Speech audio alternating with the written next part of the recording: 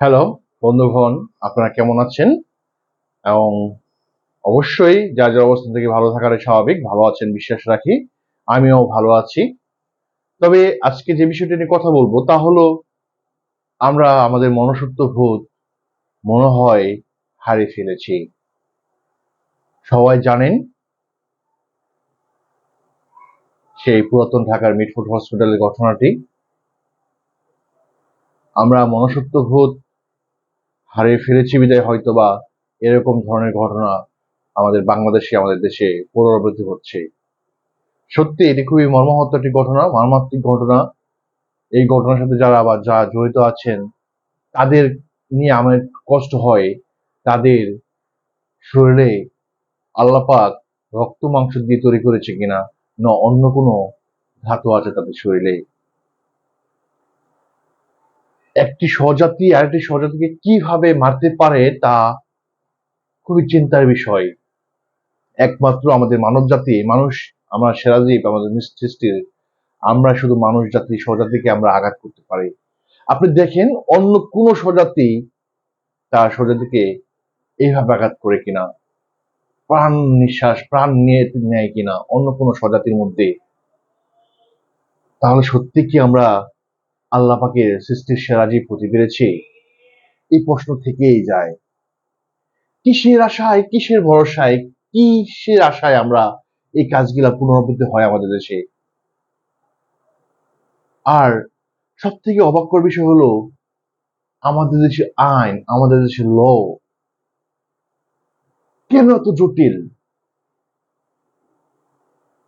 যেখানে সবকিছু video footage থাকার পরও ল ডিপার্টমেন্ট বলে যথেষ্ট প্রমাণ এখনো ঘাটতি আছে। আমি সত্যি খুবই মর্মাহত এই বিষয়টা নিয়ে।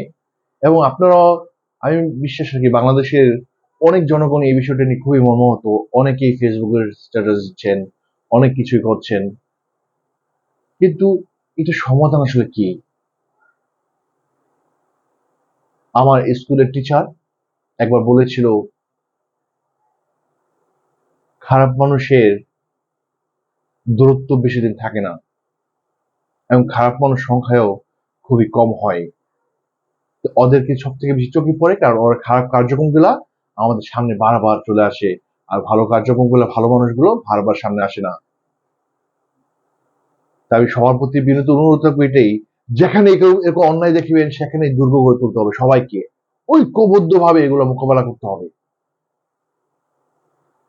নিজের অধিকার, নিজে বেঁচে থাকার অধিকার এককভাবে না সম্ভব হলে সমষ্টিগত ভাবে যেন আমরা এই সমস্ত যুদ্ধে ঝাঁপিয়ে পড়ি। আমরা যেন কেউ এটা শুধু ভিডিও কলের মধ্যেই সীমাবদ্ধ না থাকি, আমরা যেন এটা প্রতিরোধ গড়ে তোলার চেষ্টা করি। তাহলে আজ আপনার সাথে, আগামীকাল আমার সাথে, এরপর দিন অপরের সাথে এরকম ঘটনা পুনরাবৃত্তি হয়েই যাবে বারবার। এর সমাধান যদি আমরা না করি তাহলে রাষ্ট্র সমাধান দিবে কিনা জানি না। রাষ্ট্রের কাছে প্রশ্ন থেকেই যায়, রাষ্ট্র কি করছে? ধর্ষণ হচ্ছে আমাদের দেশে প্রচুর পরিমাণে, যেগুলো মিডিয়াতে বর্তমানে আসছে না। তারপরে এরকম দিনের দুপুরে একজন পাথর দিয়ে আঘাত করে মানুষের প্রাণ কেড়ে নেওয়া। হ্যাঁ, বাংলাদেশ 24-এর গণঅভ্যুত্থান এই জন্য হয়নি। বারবার করে বলা হয় 24-এর গণঅভ্যুত্থান একটা দলকে সরিয়ে আরেকটা দলকে ক্ষমতায় বসানোর জন্য হয়নি। আগে 24-এর গণঅভ্যুত্থান বুঝতে হবে। এটা আমাদের বাংলাদেশের জন্য খুবই লজ্জাকর একটা বিষয়। এবং বিশেষ করে আমি আমার স্বরাষ্ট্রমন্ত্রী, আমার স্বরাষ্ট্র উপদেষ্টা, তাকে অনুরোধ করবো, উনি অনেক মানবিক একজন ব্যক্তি, ওনার অনেকগুলো ভিডিও দেখেছি, অনেক পুলিশের কাছে যেয়ে সব অংশে যেয়ে অনেক বিস্তারিত পারিবারিক বিষয়ে আলোচনা করেছেন, যে ভিডিওগুলো আমাদের ফেসবুকের কল্যাণ আমরা দিতে পেরেছি। তাকে অনুরোধ করব, আপনারা হয় আর কঠিন হন, না হয় দেশ জনগণের কাছে দিয়ে চলে যান। কারণ এভাবে কত ছেলে বাবাহারা হবে, এতিম হবে, কত স্ত্রী বিধবা হবে। এই প্রশ্ন থেকেই যায়। আমার সোনার বাংলাদেশের দুর্নীতিবাজের যেমন ঠাঁই নেই, এবং যারা দুর্নীতি সহ্য করে তাদেরকেও ঠাঁই নেই। এটি খুবই মর্মাহত করেছে আমাকে, এবং দেশ ও জাতি খুবই মর্মাহত। আমি বর্তমান সরকারের কাছে বিনীতভাবে অনুরোধ করব, অতি দ্রুত এর সমাধান খুঁজে বের করুন, এবং যেই দলের সম্পৃক্ততা ছিল এই দলের সাথে আজীবন বহিষ্কার, জামিনে মুক্তি, এখান থেকে যেন আমরা বেরিয়ে আসতে পারি। আজীবন বহিষ্কার করে কি সমাধান হয়েছে কোনো কিছু?